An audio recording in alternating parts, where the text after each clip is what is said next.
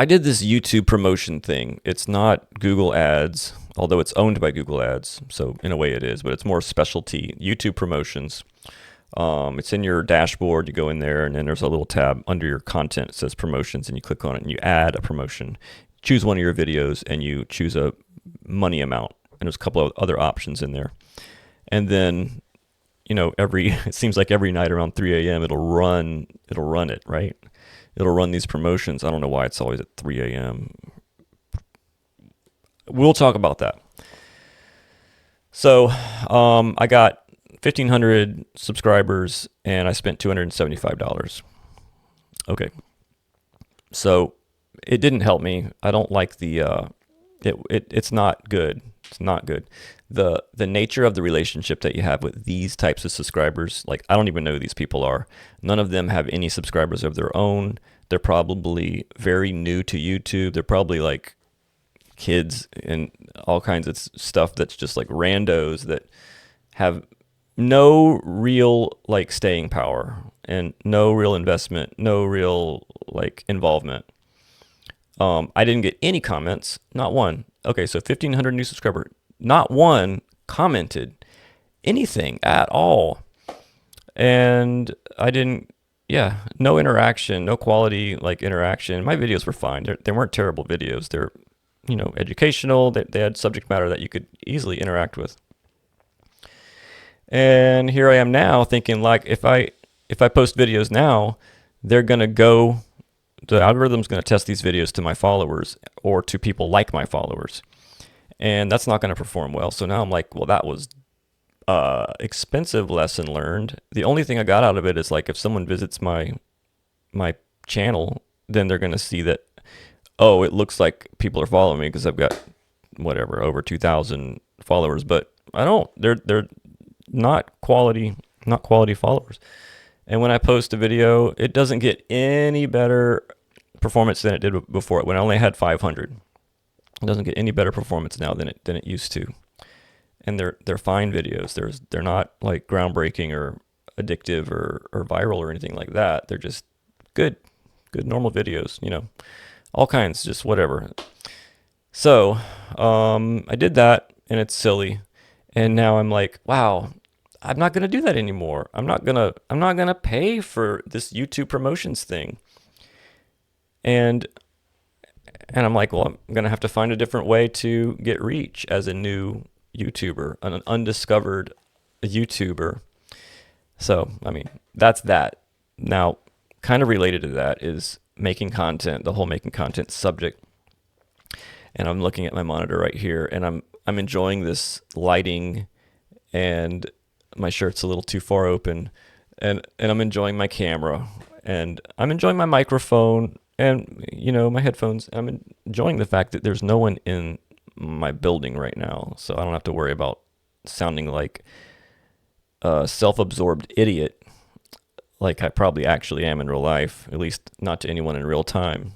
It's just going out there to the internet where no one can hear me, because I really don't have anyone listening to this. I have no followers. Like it seems like I have 2 point whatever thousand, but I don't think anyone's listening to this. Like even when I get like, okay, you got 11 views, 12 views, I almost feel like these are like probably robots or automated, or who knows what's out there on the weirdo internet. It's so much of it is like, I remember back in the day we had web crawler, I think it was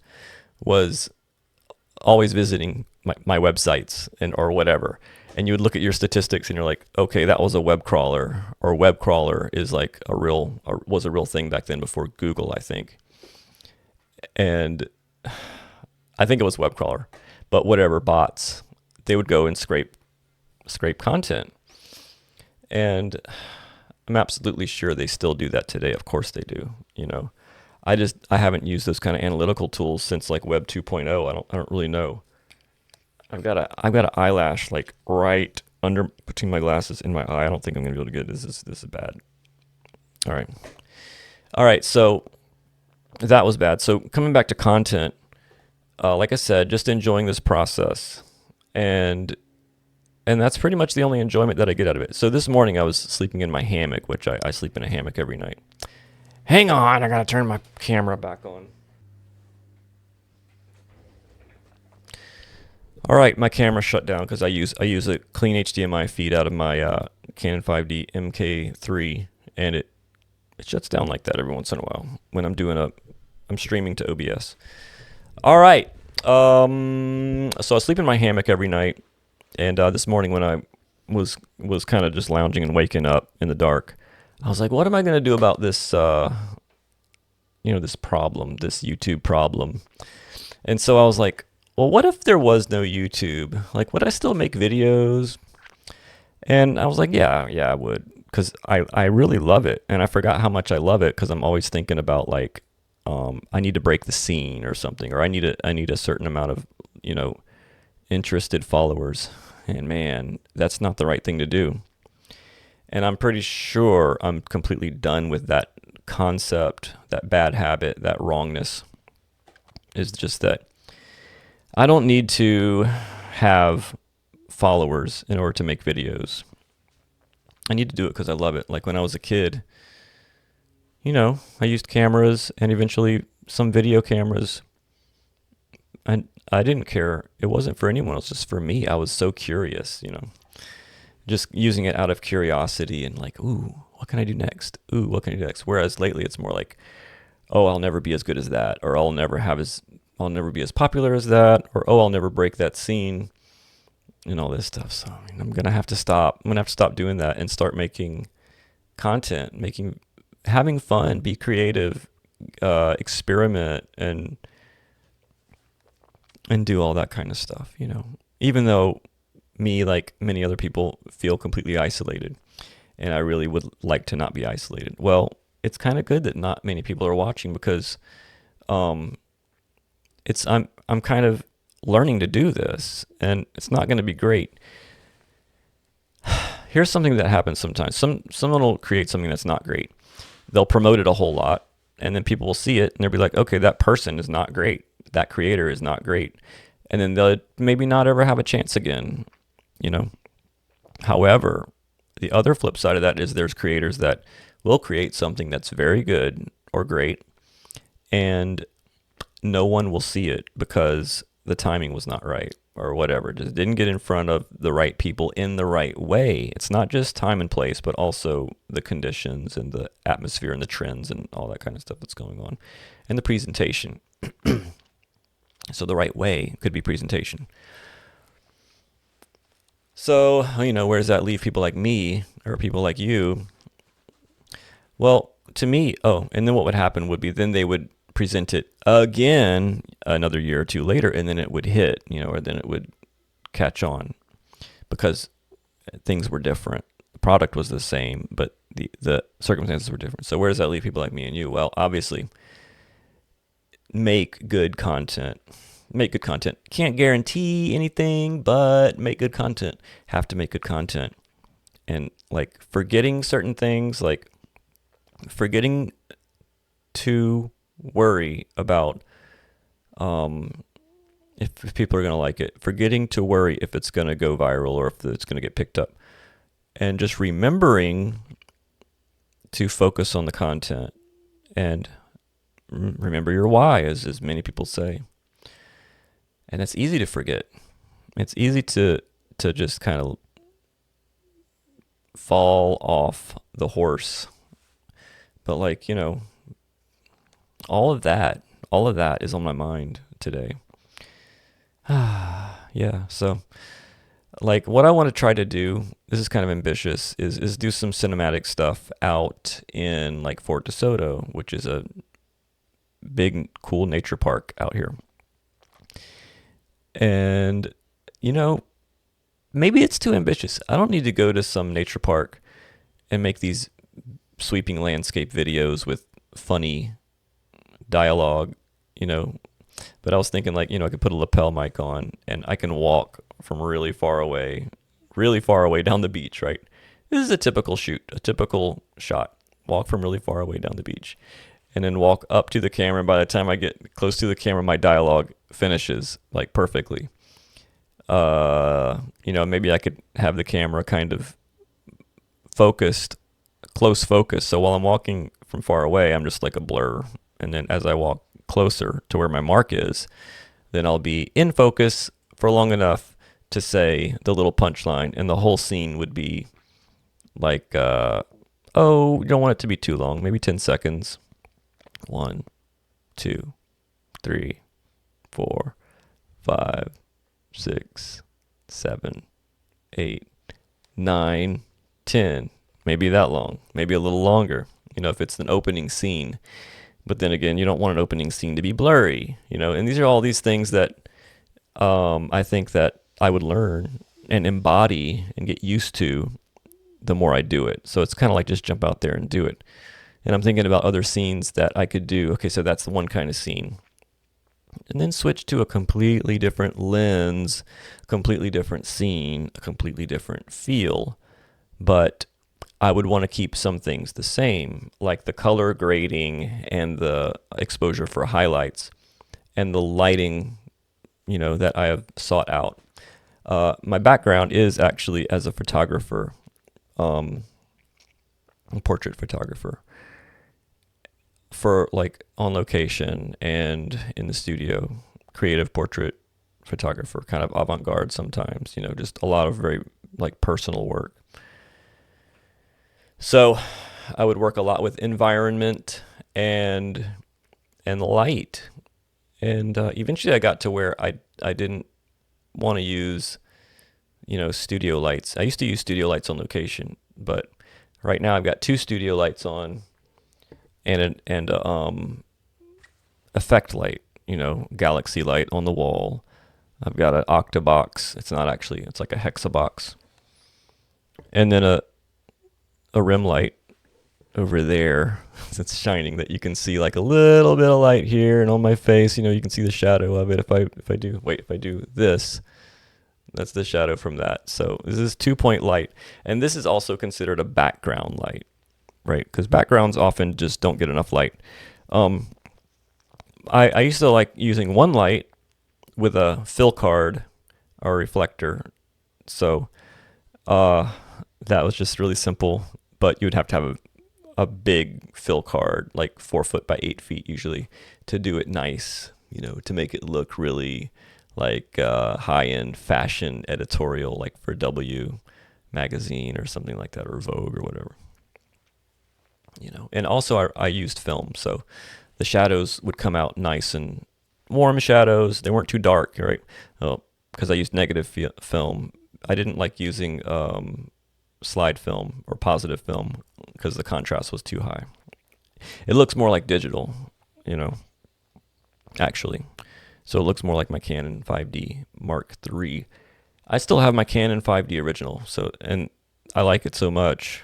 And I don't really use it, but it makes really good stills. It doesn't shoot video. So this is just, content stuff that's on my mind this morning as I was waking up in my hammock and just thinking, what's my attitude going to be today? What am I going to do? And this is what I'm doing. I'm making these long, drawn out videos and putting them on my YouTube channel because it doesn't matter. That's why I'm doing it, because it doesn't matter. Because I'm doing it because this is what I like, and I might be the only person that likes this. And I might like something different tomorrow, but I'm going to keep on liking what I'm doing. And hopefully that has a bonus of translating to other people enjoying that flow with me. And I was kind of seeing, like reading something or seeing a video where someone said, people will enjoy watching your videos and following along because, well, she used the term because they want to be you or be like you. I think that was an overly crude, simplified way of describing the good, positive encouragement feeling we get when we see people like demonstrating something. And in this case, it's like demonstrating something that's truly heartfelt and genuine. And I don't think we get to see that very much in real life or even on YouTube. Because a lot of YouTube is sales or what else is on YouTube? Like, is it genuine? Like, what's the most genuine stuff on YouTube? Well, you have these bloggers and vloggers that do social experiments. I call them social experiments. It could be pranks. It could be like paying homeless people, testing people, see if they're going to do the right thing. These are social experiment videos. Those are not like, to me, that's not like a genuine interaction with the creator, Oh, Lord Creator. I used to think that creator meant God whenever I'd see people with their name, like so-and-so the creator. And I'm like, wow, he's got a God complex. But that's not what a creator is. You're not saying that you're God. You're just making whatever. You're not limiting yourself to like, I am not, or you're not saying like, I'm a movie maker. I'm a blogger. I make product videos. I'm a reviewer. You're just a creator because, you never know what's going to catch on. And it's not fun necessarily to limit yourself when you have so much opportunity. And I think that is one way to go. You can just be a YouTube channel that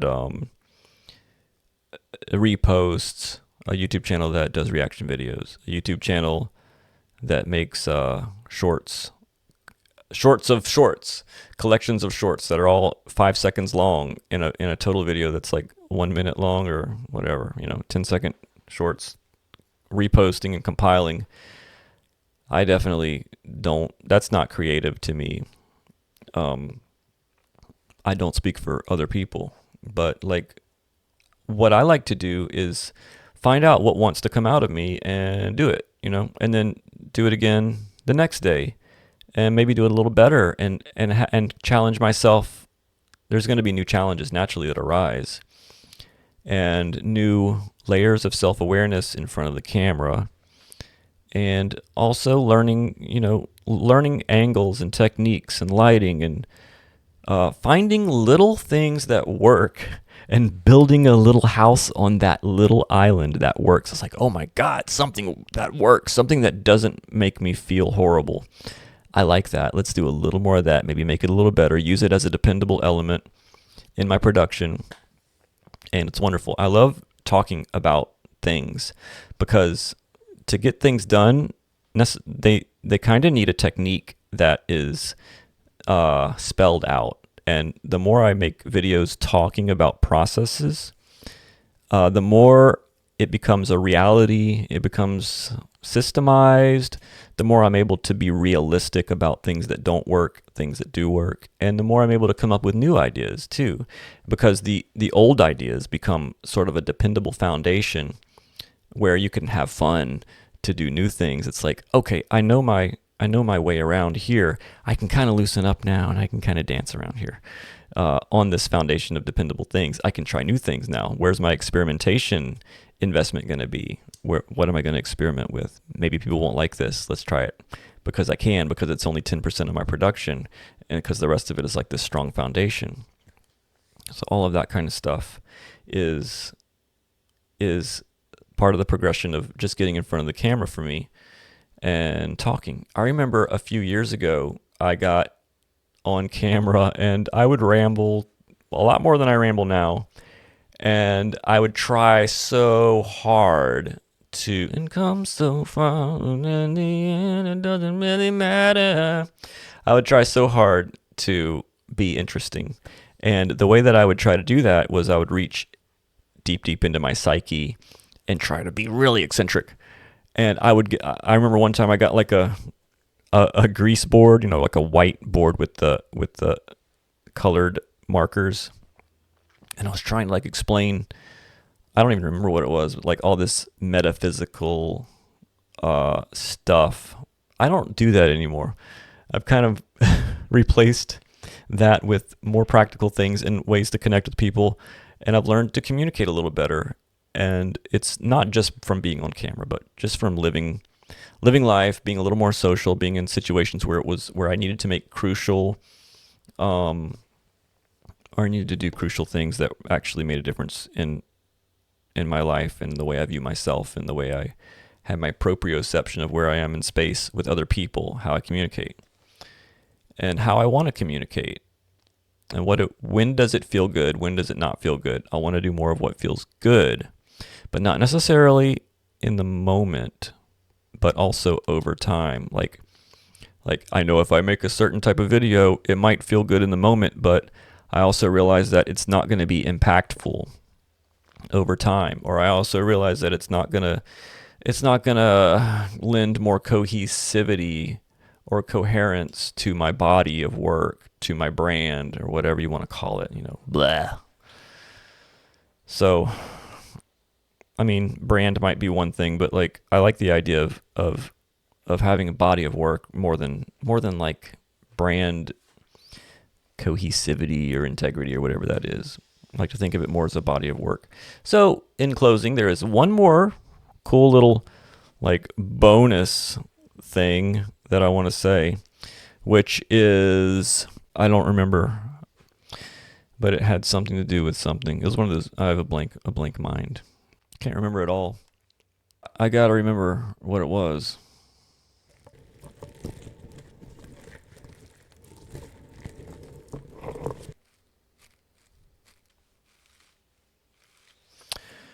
I gotta remember what I was gonna say. I gotta remember what I was gonna say. Shit. It was an important thing that I was gonna say in closing.